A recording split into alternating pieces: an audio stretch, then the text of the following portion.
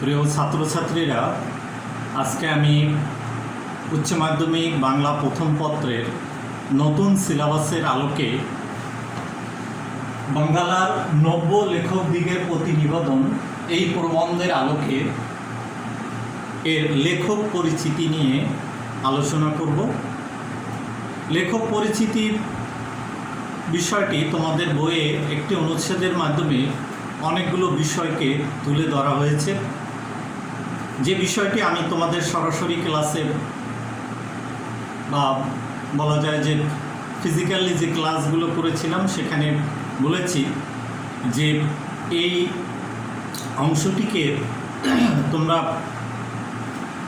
বিভিন্ন অংশে বিভক্ত করে শিখতে পারো, যেটা তোমাদের জন্য শেখার বিষয়টি সহজ এবং ফলপ্রসূ হয়ে যাবে। এই অংশটিকে তোমরা প্রথমে জন্ম এভাবে মনে রাখতে পারো, তারপরে হচ্ছে যে বংশ পরিচয়, তারপরে মনে রাখতে পারো যে শিক্ষা জীবন, তারপরে হচ্ছে কর্মজীবন, এরপর হচ্ছে সাহিত্যের অবদান এবং পুরস্কারের বিষয়গুলো।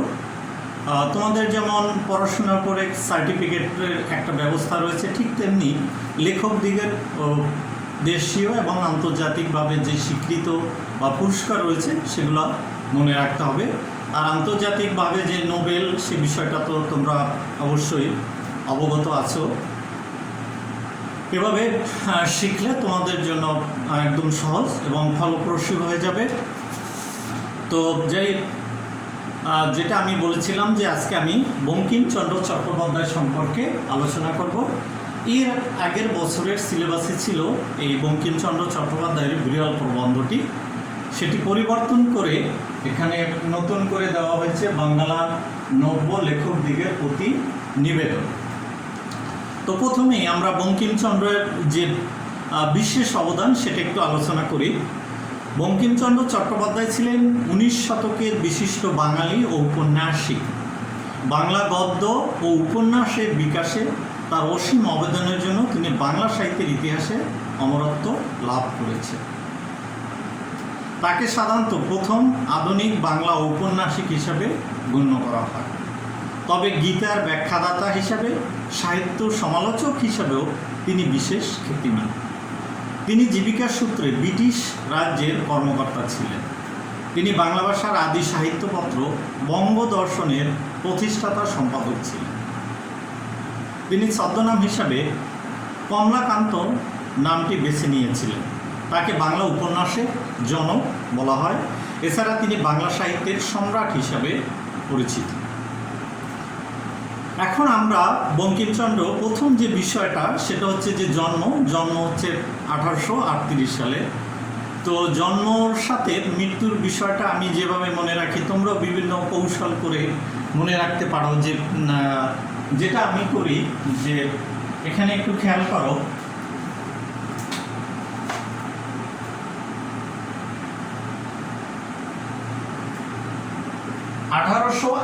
সালে তিনি জন্মগ্রহণ করেছিলেন। তিনি বেঁচে ছিলেন 56 বছর। আমি এই বিশেষ সূত্র বা আমার বিশেষ কৌশলের মাধ্যমে তো আমি এই জন্ম মৃত্যুটা মনে রাখি, তোমরাও এভাবে মনে রাখতে পারো। তো যদি 56 হয় তাহলে আমরা এখানে 56টা যোগ করে দিতে পারি, তাহলে কত হচ্ছে?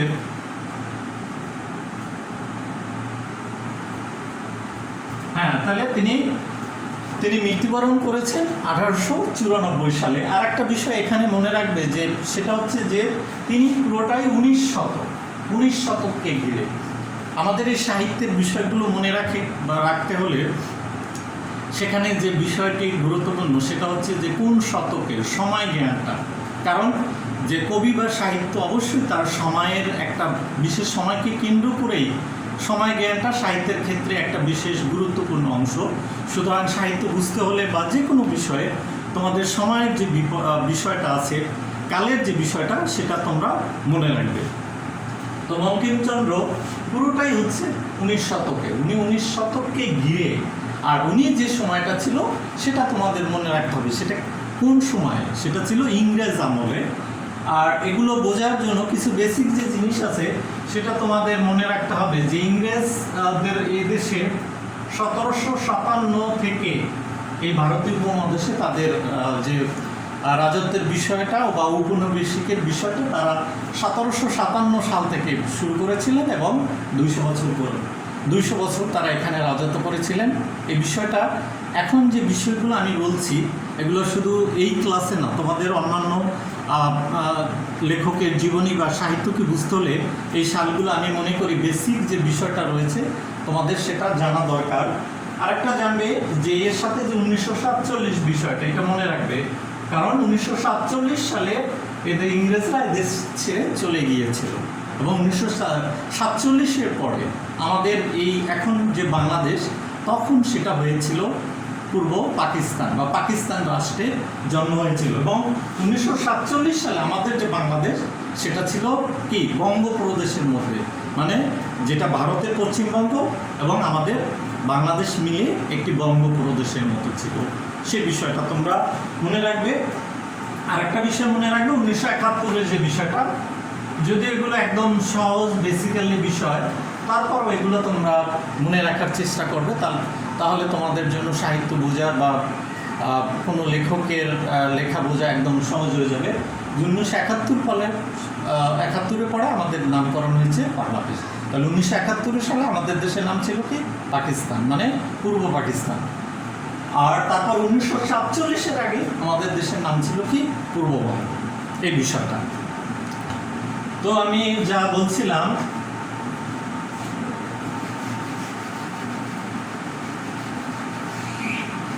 তো জন্ম আমরা জানলাম। এরপরে আমরা জানবো যে বংশ পরিচয়টা আমি যেটা বলেছিলাম, বঙ্কিমচন্দ্র তোমাদের মূল বইয়ে যেটা রয়েছে যে পিতার নামটা রয়েছে যাদবচন্দ্র চট্টোপাধ্যায়।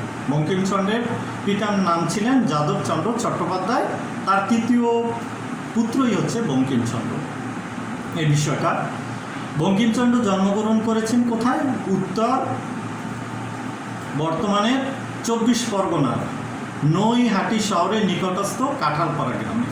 আসলে এই যে কাঁঠালপাড়া যে গ্রামটি, এটি হচ্ছে কাঁঠালপাড়া গ্রামটি, এই যে এটা আসলে তার মাতৃকুল থেকে পাওয়া, তার যে চতুর্থ পূর্বপুরুষ ছিল তারা কিন্তু সেই যে কি বলে মাতৃকুলের অর্থাৎ মাতৃবংশের জায়গায় এসেছিলেন, কিন্তু অ্যাকচুয়ালি তাদের যে কি বলে পৈতৃক যে পূর্বপুরুষের বাড়ি ছিল হুগলি জেলার দেশমুখ গ্রাম।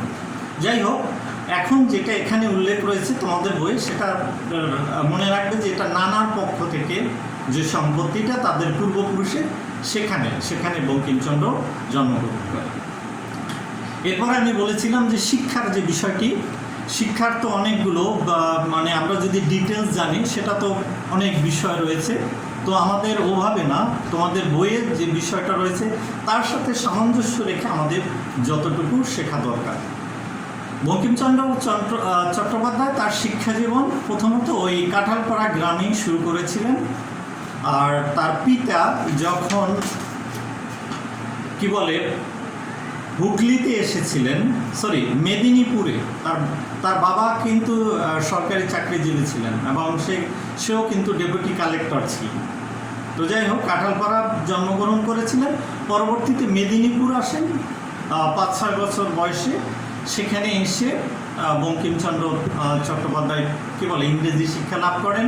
আবার সেখানে কিছুদিন ইংরেজির পরে আবার নিজ গ্রামে ফিরে যান, সেখানে যে বাংলা ও সংস্কৃতি শিখেন। তারপর পরবর্তীতে এসে তিনি হুগলি কলেজে, ঠিক আছে, বর্তমানে যেটা মহসিন কলেজ, সেখানে ভর্তি হন এবং তার সে মাধ্যমিক বিষয়গুলো অত্যন্ত কৃতিত্বের সাথে সম্পন্ন করেন। এই যে আমরা এখানে দেখব যে যাই হোক, এরপরে যেটা 1857 সালে জানুয়ারি মাসে কলকাতা বিশ্ববিদ্যালয় প্রতিষ্ঠিত হয় এবং বিশ্ববিদ্যালয় কর্তৃপক্ষ এন্ট্রান্স বা প্রবেশিকা পরীক্ষার প্রবর্তন করে। প্রেসিডেন্সি কলেজের আইন বিভাগ থেকে এন্ট্রান্স পরীক্ষা দিয়ে বঙ্কিমচন্দ্র প্রথম বিভাগে উত্তীর্ণ হয়েছিলেন, অর্থাৎ তিনি হুগলি কলেজে মাধ্যমিকটা শেষ করেছিলেন। তারপরে প্রেসিডেন্সি কলেজে আইন পড়ার জন্য ভর্তি হয়েছিলেন এবং সেখান থেকে তিনি ইন্টারমিডিয়েট, এন্ট্রান্স মানে বর্তমান যেটা হচ্ছে তোমাদের উচ্চ মাধ্যমিক বা এসএসসি সেই বিষয়টা, সেটা কিন্তু তিনি প্রথম বিভাগে পাশ করেছিলেন। এরপরে পরের বছর 1858 সালে প্রথমবারের মতো বিএ পরীক্ষা নেওয়া হয় এবং কলকাতা বিশ্ববিদ্যালয়ের প্রথম যে বিএ পরীক্ষা নেওয়া হয় কলকাতা বিশ্ববিদ্যালয় প্রতিষ্ঠিত করার জন্য, এই বিষয়টি কিন্তু তোমাদের মূল বইয়ে রয়েছে এবং অত্যন্ত গুরুত্বপূর্ণ একটি বিষয়। প্রথমবারের মতো বিএ পরীক্ষা নেওয়া হয় এবং মোট 10 জন ছাত্রের পরীক্ষা দিয়েছিলেন এবং উত্তীর্ণ হয়েছিলেন কেবল বঙ্কিমচন্দ্র এবং যদুনাথ বসু। এই বিষয়টা তাহলে অবশ্যই সে মেধাবী ছাত্র ছিলেন, এটা আমরা মনে রাখতে পারি। তার বাবার মতো তিনিও সরকারি চাকরিতে যোগদান করেন, ডেপুটি ম্যাজিস্ট্রেট ও ডেপুটি কালেক্টর পদে। তার মানে বঙ্কিমচন্দ্র একজন সরকারি এবং যেটা উচ্চপদস্থ চাকরিজীবী ছিলেন। বর্তমানে যে সবার যে স্বপ্ন যে বিসিএস ক্যাডারের যে বিষয়টা, যে ম্যাজিস্ট্রেট হচ্ছে বা বিসিএস ক্যাডারের যে প্রথম শ্রেণীর কর্মকর্তা, সেই প্রথম শ্রেণীর কর্মকর্তার জবটাই কিন্তু বঙ্কিমচন্দ্র চট্টোপাধ্যায় করেছিলেন। সারা জীবন তিনি অত্যন্ত নিষ্ঠার সাথে কাজ করে যান। স্বীকৃতিস্বরূপ ব্রিটিশ সরকার তাকে 2টি খেতাবে ভূষিত করেন। 1851 সালে রায় বাহাদুর খেতাব এবং 1894 সালে companion of the most eminent order of the Indian empire খেতাব। তো যাই হোক, এই খেতাব বিষয়টা না, যেটা আমাদের এখানে খেয়াল করতে হবে, এই পরের কথাটি একটু খেয়াল করো। তবে সরকারি কর্মকর্তা নয়, বরং লেখক এবং বাংলা তথা ভারতের নবজাগরণের অন্যতম মুখ হিসাবে তিনি অধিক প্রখ্যাত ছিলেন। বাংলার যে নবজাগরণের যে বিষয়টা, সেই বিষয়টা কবিতার ক্ষেত্রে কে করেছেন? বাংলার নবজাগরণ যদি আমরা বলতে পারি মাইকেল মধুসূদন দত্ত, এবং সেটা আর বাংলা গদ্যের ক্ষেত্রে বাংলার যে নবজাগরণ সেটা হচ্ছে কে? আমাদের এই বঙ্কিমচন্দ্র চট্টোপাধ্যায়। বাংলা পড়ার জন্য যে কতগুলো মৌলিক বা বেসিক বিষয় আমাদের মনেই রাখতে হবে, সে বিষয়টা যে মাইকেল মধুসূদন দত্ত হচ্ছেন কি? প্রথম সনেট রচয়িতা বা বাংলা সাহিত্যে প্রথম নবজাগরণের সৃষ্টি করেন। আধুনিক যে বিষয়গুলো মানবতাবোধ, সেই বিষয়টা। আর গদ্যের ক্ষেত্রে এই নবজাগরণটা এবং কে করেছিলেন? বঙ্কিমচন্দ্র চট্টোপাধ্যায়। এবং বঙ্কিমচন্দ্র চট্টোপাধ্যায় হচ্ছেন প্রথম শিল্পসম্মত, মানে আমরা যে কি বলে যে সার্থক উপন্যাসী, সেটা হচ্ছে তার দুর্গেশ নন্দিনী। অর্থাৎ বাংলা সাহিত্যে যে উপন্যাসের অর্থাৎ আধুনিক সাহিত্যে প্রথম তো সাহিত্যের বিষয়টা পুরোটা কাব্য নির্ভর ছিল, তারপর যে গদ্যের বিষয়টা যে সাহিত্যে স্থান পেল এবং ইউরোপীয় দেশে প্রতিষ্ঠিত হওয়ার পর যখন আমাদের এই এই উপমহাদেশে আসলো, সেক্ষেত্রে যে কি কোন কোন ক্ষেত্রে বিষয়টা আমাদের সাহিত্যের ক্ষেত্রে সেটা আমাদের মনে রাখতে হবে। সুতরাং বাংলা সাহিত্যে প্রথম সার্থক উপন্যাস রচনা করেছে বঙ্কিমচন্দ্র চট্টোপাধ্যায়। এই বিষয়টা খুবই গুরুত্বপূর্ণ। সুতরাং বাংলা উপন্যাসের জনক বলা যেতে পারে বঙ্কিমচন্দ্র চট্টোপাধ্যায়। সেটা হচ্ছে তার সেই দুর্গেশ নন্দিনী উপন্যাস। এবং তার যে সাহিত্য, তাকে সাহিত্য সম্রাট উপাধি দেওয়া হয়েছিল, কারণ তিনি সাহিত্যের ক্ষেত্রে তার একটা নির্দিষ্ট স্টাইল বা শৈলী তৈরি করেছিলেন, যেটাকে বলা হয় যে বঙ্কিম শৈলী। সেই বিষয়টা আমাদের গুরুত্বের সহিত মনে রাখতে হবে। এরপরে যে বিষয়টি রয়েছে, আমরা যেখানে দেখি যে বিবাহ, বঙ্কিমচন্দ্র প্রথম বিয়ে হয় 1849 সালে। তখন তার বয়স ছিল মাত্র 11 বছর। নারায়ণপুরে গ্রামের এক পঞ্চবর্ষীয় বালিকার সাথে তার বিয়ে হয়, কিন্তু চাকুরি জীবনের শুরুতে যশোর অবস্থানকালে 1859 সালে এ পত্নীর মৃত্যু হয়। অতঃপর 1860 সালের জুন মাসে হালি শহরে বিখ্যাত চৌধুরী বংশের কন্যা রাজলক্ষ্মী দেবীর সঙ্গে তার বিয়ে হয়। এরপর হচ্ছে যে কর্মজীবনে তিনি যে প্রবেশ করেছিলেন, আমাদের বাংলাদেশের বিভিন্ন অঞ্চলে তিনি চাকরি করেছেন। প্রথমেই তিনি এসেছিলেন যশোরে। তখন তো যেটা বলছিলাম যে আমাদের এই পূর্ববঙ্গ এবং পশ্চিমবঙ্গ মিলে একটি বঙ্গ ছিল, বঙ্গপ্রদেশ, এবং সেটা একত্রে ছিল এবং তখনকার রাজধানী ছিল, এই বঙ্গপ্রদেশের রাজধানী ছিল কলিকাতা। কলকাতা আমরা যেটা বলি। তো যাই হোক, প্রথম তিনি যশোরে ডেপুটি ম্যাজিস্ট্রেট ও ডেপুটি কালেক্টর যোগদানের তারিখ হচ্ছে 1858 সাল। এরপরে তিনি নেগুনা, মেদিনীপুর এবং আমাদের বাংলাদেশের কোথায় কোথায় তিনি জব করেছিলেন, অনেক জায়গায় পশ্চিমবঙ্গ এবং পূর্ববঙ্গ মিলিয়ে তিনি চাকরি করেছিলেন। আমরা এখান থেকে দেবো বাংলাদেশের কোথায়, খুলনায় তিনি জব করেছিলেন, চাকরি করেছিলেন। এই তো বাংলাদেশের যশোর এবং খুলনাতেই তিনি জব করেছিলেন। আর বাকিটা পশ্চিমবঙ্গের বিভিন্ন জায়গায়, নেগুনা, ঠিক আছে, মুর্শিদাবাদ, কলিকাতা, আলিপুর, জাজপুর, যাই হোক। ঝিনাইদহ তিনি এসেছিলেন। সুতরাং আমাদের বাংলাদেশে 3টি জায়গায় তিনি এসেছেন, যশোর, খুলনা এবং ঝিনাইদহ। আর মৃত্যুর ব্যাপারটা তো আমি আগেই বললাম যে আমি অলরেডি আলোচনা করা হয়ে গেছে। এরপর আমরা সাহিত্য অবদান। সাহিত্য তিনি তো উপন্যাসেই বিখ্যাত, এবং বিশেষ করে প্রবন্ধ সাহিত্য এবং উপন্যাস। বাংলা সাহিত্যের প্রথম যেটা বলছিলাম সার্থক উপন্যাস রচয়িতা বা বাংলা উপন্যাসের জনক। এবং সাহিত্যে তিনি একটা বিশিষ্ট শৈলী বা স্টাইল তৈরি করেছিলেন, যেটা বঙ্কিম শৈলী নামে পরিচিত। এই জন্য তাকে বলা হয় বাংলা সাহিত্যের সাহিত্য সম্রাট।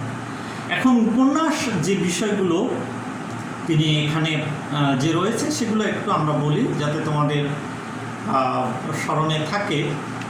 দুর্গেশ নন্দিনী, কপালকুণ্ডনা, মৃণালিনী, বিষবৃক্ষ, ইন্দিরা, চন্দ্রশেখর, রাধারানী, কৃষ্ণকান্তের রুইল, রাজসিংহ, আনন্দমঠ, দেবী চৌধুরানী, সীতারাম। আর প্রবন্ধ গ্রন্থের মধ্যে কমলাকান্তের দত্ত, লোক রহস্য, কৃষ্ণ চরিত্র, বিজ্ঞান রহস্য, বিবিধ সমালোচনা।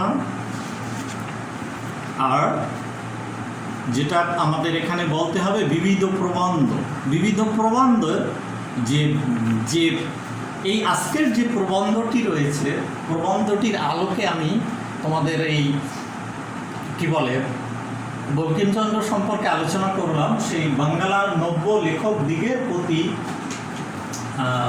নিবেদন, এই প্রবন্ধটি বিবিধ প্রবন্ধ গ্রন্থের অন্তর্গত। এই বিষয়গুলো তোমরা মনে রাখবে। এই তো আমাদের মোটামুটি লেখক পরিচিতি শেষ হয়ে যাচ্ছে। এখন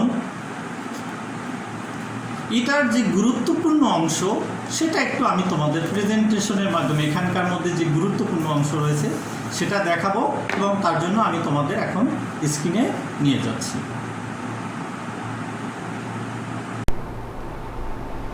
প্রিয় ছাত্রছাত্রীরা, তোমাদের সবাইকে আমার স্ক্রিনে স্বাগতম।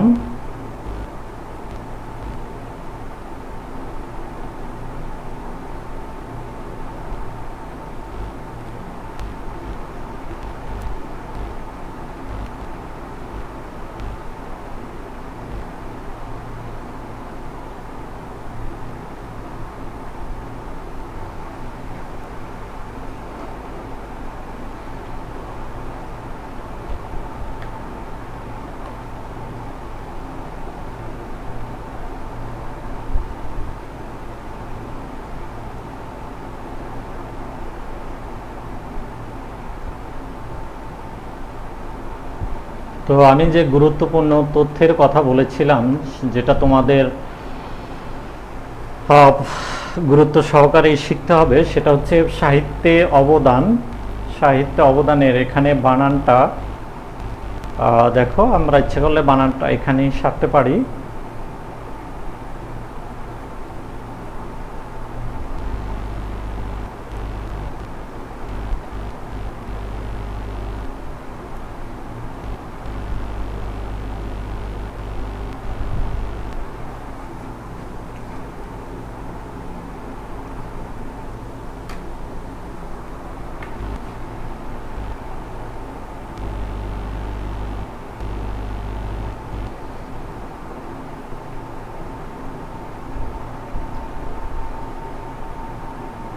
তো গুরুত্বপূর্ণ তথ্যের যে বিষয়টা খেয়াল করো, সাহিত্য অবদান হচ্ছে সাহিত্য সম্রাট। বাংলা সাহিত্যের প্রথম শিল্পসম্মত উপন্যাস, দুর্গেশ নন্দিনী রচয়িতা। পেশা সরকারি কর্মকর্তা ছিলেন, ঔপন্যাসিক ছিলেন, প্রাবন্ধিক ছিলেন এবং সাংবাদিক ছিলেন। গদ্য গ্রন্থ, লোক রহস্য, বিবিধ প্রবন্ধ। এখানে বিবিধ প্রবন্ধটা তোমাদের বিশেষভাবে মনে রাখতে হবে, কারণ বিবিধ প্রবন্ধের এই যে প্রবন্ধ বাঙ্গালার নব্য লেখক দিগের প্রতিনিবেদন, সেটা তোমাদের সিলেবাস ভুক্ত। আরেকটা বিষয়, কলকাতা বিশ্ববিদ্যালয়ের 1858 সালে প্রথমবারের মতো বিএ পরীক্ষা নেওয়া হয়। তাতে 10 জন পরীক্ষা দিয়েছিলেন, পাশ করেছিলেন কেবলমাত্র বঙ্কিমচন্দ্র ও যদুনাথ বসু।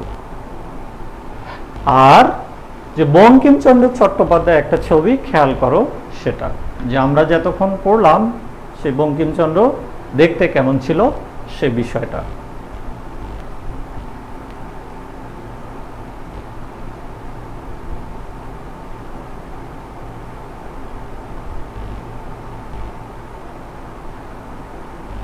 তো প্রেজেন্টেশনের বিষয়টা শেষ করছি। তোমাদেরকে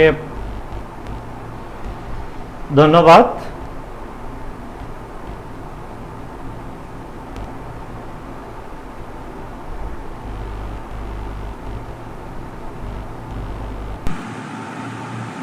প্রিয় ছাত্রছাত্রীরা, আমি সমাপ্তির দিকে চলে আসছি। তোমরা সবাই ভালো থাকো। এখন সমাপ্তি টানব, আর স্বাস্থ্যবিধি মেনে চলবে। স্বাস্থ্যবিধি সম্পর্কে আমি যে কথা বলেছিলাম সেটা স্মরণ করবে। আজ আর নয়, আবার নতুন কোনো ক্লাস নিয়ে আমি তোমাদের সামনে হাজির হব। তোমরা ভালো থাকো। আল্লাহ হাফেজ।